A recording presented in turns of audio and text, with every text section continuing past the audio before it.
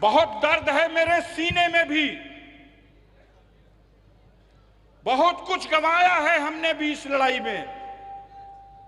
पहले मुल्क को आजाद कराने के लिए, फिर मुल्क की सरहदों की हिफाजत के लिए, और अब मुल्क की जमहूरियत को बचाने के लिए हम लगातार लड़ रहे हैं। और उत्तर प्रदेश से आपके बीच में जब योगी आदित्यनाथ, जो फिरका परस्ती के नाम पर इस मुल्क को जला देना चाहता है,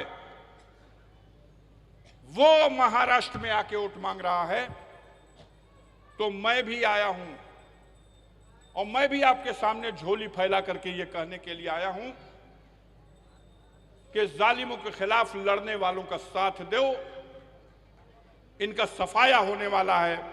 अगर महाराष्ट्र से इनकी सरकार खत्म हुई तो मैं आपके बीच में वादा करके जाना हूं कि 2027 में इस मुल्क के सबसे बड़े सूबे उत्तर प्रदेश से भी, जहां अभी लोकसभा के चुनाव में हमने इनको हराया है, वहीं 2027 में उत्तर प्रदेश से भी इनका सफाया होगा और एक दिन पूरा मुल्क,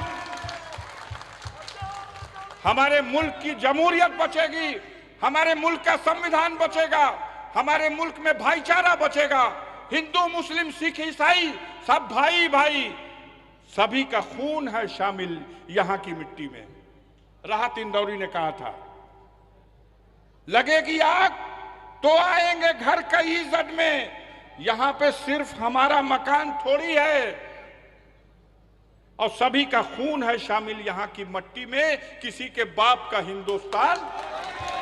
बहुत बहुत शुक्रिया। अपील के साथ कि भारी बहुमत से जिताइए, सर ऊंचा करके अबू आसिम असेंबली में जाए, हमारी दुआ है उनको, और हम चाहेंगे कि इतने मजबूत वोटों से जिताइए कि महाराष्ट्र में बनने वाली सरकार में एक अख्तियार लेके, एक ताकत लेकर, एक मंत्री का पद लेकर के वो आपके बीच में आए और आपके मसाइल को हल करे। इन्हीं बातों के साथ यहां की सरजमीन के लिए, यहां के बुजुर्गों के लिए, यहां के शानदार इतिहास के लिए एक शेर पढ़ना चाहता हूं।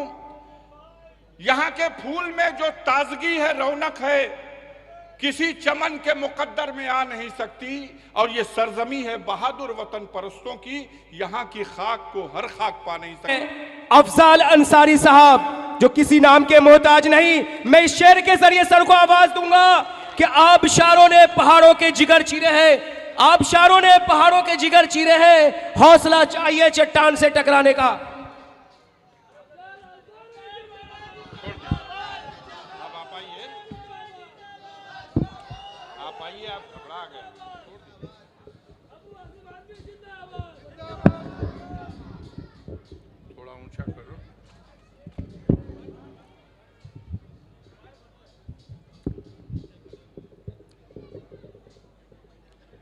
इस चुनावी कार्यक्रम की सदारत कर रहे अध्यक्ष जी, मंच पर बैठे हुए सम्मानित नेतागण, महाराष्ट्र में असेंबली का चुनाव और इस चुनाव के सिलसिले में ये एक चुनावी कार्यक्रम, कई लोगों ने इस मंच से अपनी अपील आपके बीच में रखी। मैं भी थोड़ा सा वक्त लूंगा।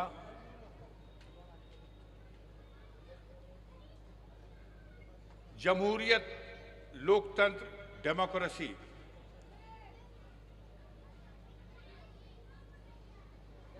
देश आजाद होने के बाद संविधान और इस मुल्क में आवाम को यह अख्तियार मिला कि वो अपनी मर्जी से अपना रहनुमा चुने, अपनी व्यवस्था चलाए। अभी 2024 में 18वीं बार लोकसभा का चुनाव हुआ था, मई के महीने में, जिसकी गिनती 4 जून को हुई पूरे हिंदुस्तान में। बहुत उम्मीद थी कि श्री नरेंद्र मोदी के नेतृत्व में जो केंद्र की सरकार है और देश में जनता का जो तेवर है, जरूर कोई परिवर्तन होगा। लेकिन चुनाव के नतीजे परिवर्तन तो नहीं हो सका, लेकिन कुछ पैगाम छोड़ गए। नरेंद्र मोदी 2014 में सत्ता में आए, 2019 में भी दोबारा, और अब 2024 के नतीजे के तौर पर तीसरी बार। लेकिन ये सरकार अपने पैरों पर खड़ी नहीं है। इसे जनता दल यूनाइटेड, जदयू, नीतीश कुमार और चंद्रबाबू नायडू, आंध्र प्रदेश के chief minister, Telugu Desam party का समर्थन लेकर के, बैसाखी लगा करके इस सरकार को चलाने के लिए एक जुगाड़ बना लिया। महाराष्ट्र की जनता ने जब 2024 का लोकसभा का चुनाव चल रहा था, तब एक पैगाम दिया था। इस मुल्क में, पूरे देश में, जिस सूबे में भी जो लोग रहते हैं, सबको पता है कि महाराष्ट्र में भारतीय जनता पार्टी और उनकी जुड़ी हुई पार्टियां किस तरह से खरीद फरोख्त करके, धोखा देकर, तोड़फोड़ करके और केंद्र की सत्ता का दुरुपयोग करके यहां की सरकार को बेदखल करके और सरकार बनाने में सफलता हासिल की। जब लोकसभा का चुनाव हुआ, तब वही सरकार, जो माननीय एकनाथ शिंदे जी चीफ मिनिस्टर थे, उन्हीं की सरकार, भारतीय जनता पार्टी के समर्थन की सरकार। लेकिन रुझान जो आया लोकसभा के चुनाव के नतीजे के तौर पर, वो पूरे देश में एक पैगाम दे गया कि हिंदुस्तान के 3 प्रांतों की जनता ने बड़े खामोशी के साथ एक बड़े परिवर्तन का संकेत दिया है।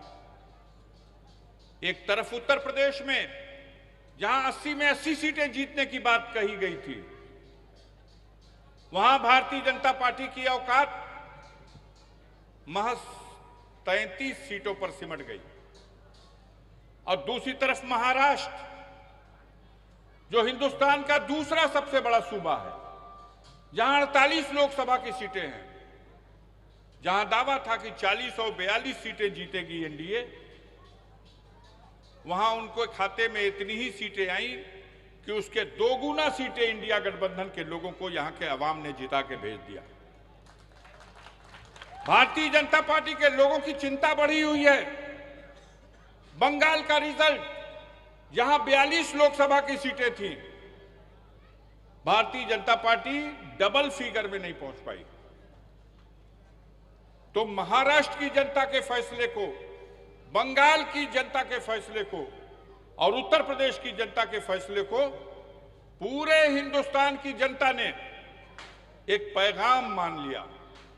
और अब ये असेंबली का चुनाव है, ये बहुत गुजरे हुए जमाने की बात नहीं है, चंद दिनों पहले की बात है।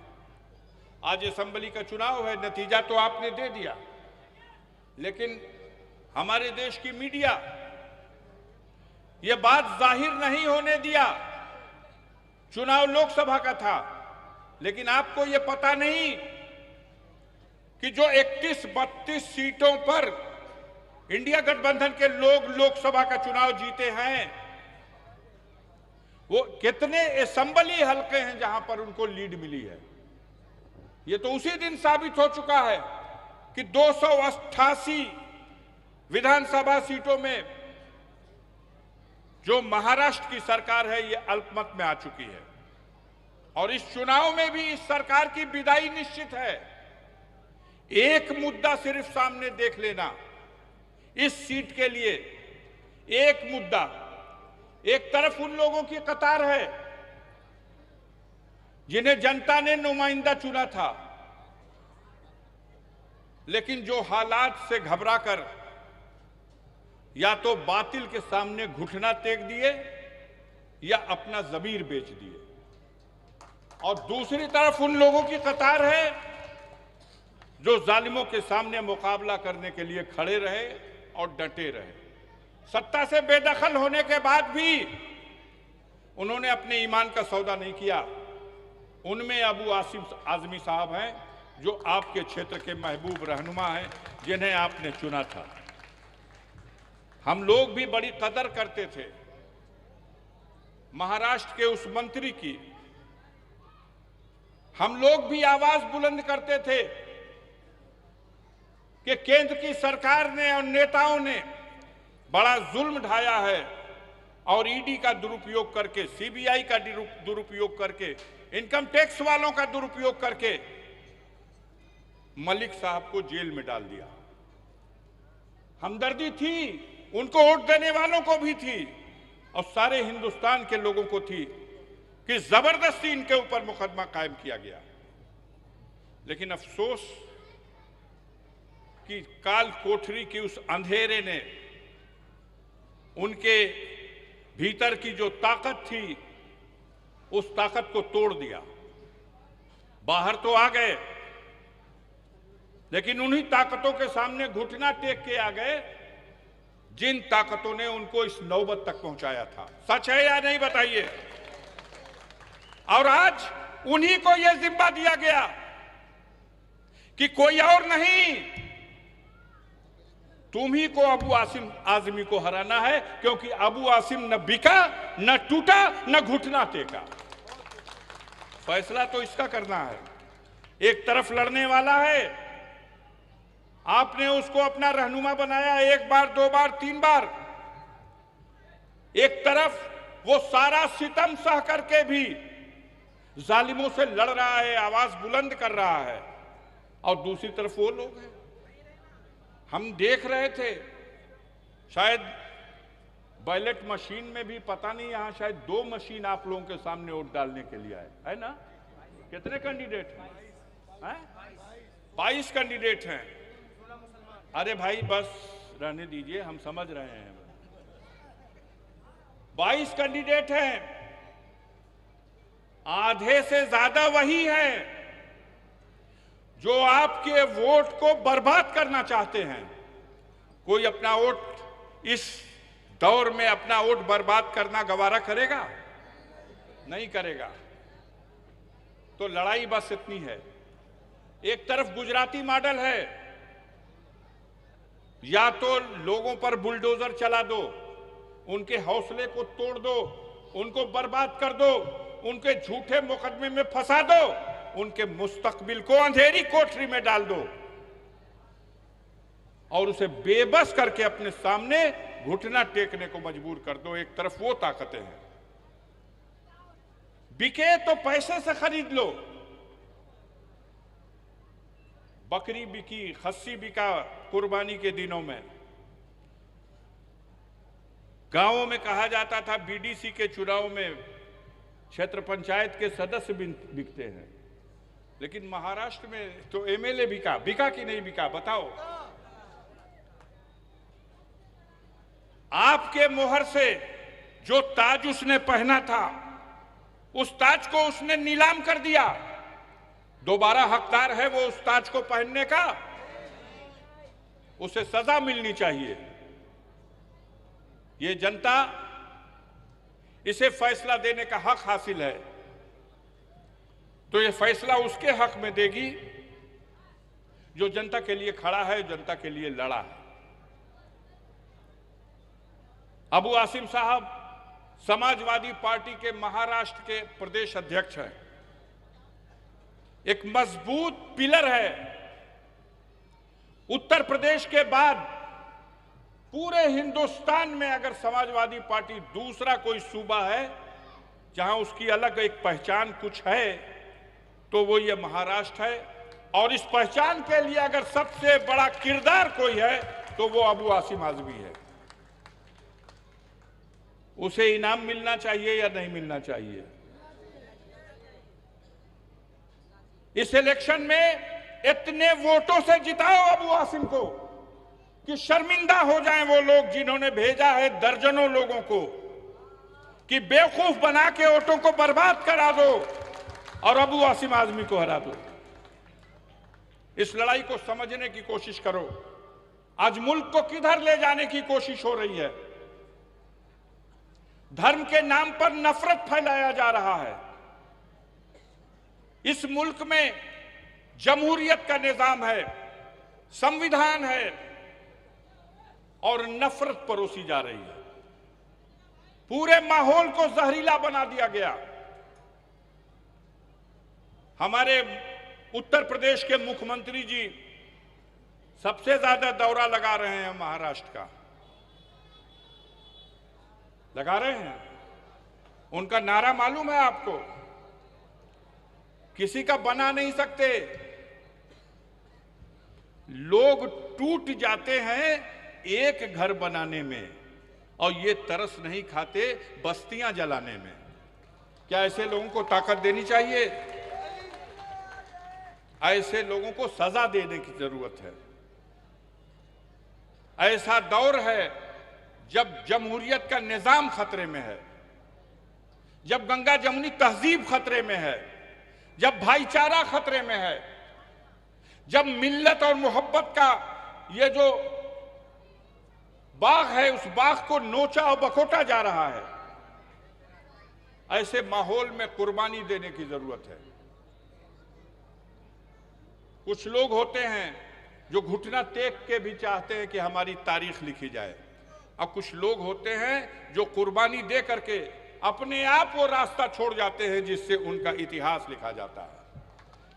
उत्तर प्रदेश की सरजमीन पर, इस मुल्क पर नहीं, उस मुल्क पर तो जालिमों की हुकूमत है ही। उत्तर प्रदेश की सरजमीन पर उन जालिमों का सरदार बैठा है। और हम गाजीपुर की सरजमीन से आते हैं। मेरे दाहिने बाजू पर गोरखपुर है जहां से योगी आदित्यनाथ हैं, और मेरे बाएं बाजू पर बनारस है जहां से ये नरेंद्र मोदी हैं। सीधे इनके तोप के गोले के सामने हम खड़े हैं और लगातार संघर्ष हो रहा है। कोई कसर बाकी नहीं छोड़ा है इन्होंने हमें बर्बाद करने के लिए, क्योंकि ये हमारी इतिहास और हमारी तारीख से नफरत करते हैं, शर्मिंदा होते हैं। हम उस परिवार से ताल्लुक रखते हैं जिसमें डॉक्टर मुख्तार अहमद अंसारी पैदा हुए थे, जिन्होंने इंडिया को आजाद कराने के लिए 1926-27 में जब मुल्क गुलाम था तब वो इंडियन नेशनल कांग्रेस के प्रेसिडेंट हुआ करते थे। हम उस खानदान में पैदा हुए जिसमें ब्रिगेडियर उस्मान साहब का जन्म हुआ था, जिन्होंने कश्मीर बचाया और मादर वतन की हिफाजत में खुद को कुर्बान कर दिया। हमारे परिवार में 12 ऐसे लोग हैं जो ब्रिटिश हुकूमत के खिलाफ बगावत में जेल गए, यातनाएं सही, और आज ये आजाद मुल्क की ये मक्कारों की हुकूमत, जिन्होंने आजादी की लड़ाई में कभी अपने उंगली का एक नाखून भी नहीं कटाया, ये सर कटाने वालों को गद्दार कहते हैं। हमें इनके सर्टिफिकेट की जरूरत नहीं। हमारे नबी का कौल है कि तुम जिस सरजमीन पर पैदा हो वो तुम्हारा मुल्क है, और वतन से मोहब्बत भी ईमान का एक जुज है। और हम अपने रसूल के उस फरमान से बंधे हुए हैं, हमें तुम्हारे सर्टिफिकेट की जरूरत नहीं। लेकिन आज इस मुल्क के हालात को देख करके हम अपने नौजवानों से कहना चाहते हैं, साथियों, कि अपने लहू में आज संवरने का वक्त है। आज ऐसा माहौल बना दिया गया इस मुल्क में कि अपने लहू में आज संवरने का वक्त है, और अब जिंदगी के नाम पे मरने का वक्त है। इंसानियत हुसैन है, ये दौर है यजीद, एक और करबला से गुजरने का वक्त है। बिना कुर्बानी दिए मसले का हल होने वाला नहीं है। और इनके सामने जो लोग कुर्बानी देने का जज्बा रखते हैं, उनको ताकत दो, उनको दुआ दो, उनकी हिमायत करो, उनके साथ खड़े हो जाओ। इन जालिमों के सफाए का वक्त आ चुका है। अगर महाराष्ट्र में भारतीय जनता पार्टी और उनके लेफ्टिनेंटों की सरकार हटी और महाविकास अघाड़ी पार्टी की सरकार बनी, तो यकीन मानो महाराष्ट्र की जनता का यह फैसला इन फिरका परस्त ताकतों के ताबूत में आखिरी कील होगा। पूरे मुल्क से इनका सफाया होना है। मैं इस अपील के साथ, इस गुजारिश के साथ, अबू आसिम आजमी साहब एक बहादुर इंसान है। वो लगातार महाराष्ट्र की सरजमीन पर मजलूमों की, कमजोरों की लड़ाई लड़ते हैं, और मैं एक इंसाफ के हक में खड़े होने वाले इंसान की हिमायत करने के लिए आपके बीच में आया हूं।